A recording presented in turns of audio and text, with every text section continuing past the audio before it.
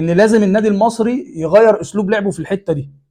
ما بين الثلاثي بتاع نص الملعب، ان انا استغل عوده باهر المحمدي والقوه بتاعته الدفاعيه اللي موجوده في خط الظهر، واستغل الحاله المميزه اللي ظهر عليها احمد ايمن منصور، والعب هنا بباهر المحمدي واحمد ايمن منصور وهنا حسين السيد، والعب هنا بكريم العراقي، يبقى عندي رباعي خط ظهر مميز وشغال مع بعض بشكل كويس جدا، وازق عمرو موسى في الحته دي قدام الاثنين سنتر باكين، والعب جنبه محمود حماده بالشكل ده. يبقى انا عندي ستاره قويه منعت من خلالها القوه الضربه اللي موجوده عند نادي الزمالك اللي بتميزها الفتره الاخيره، اللي هي التحركات المميزه بتاعت زيزو،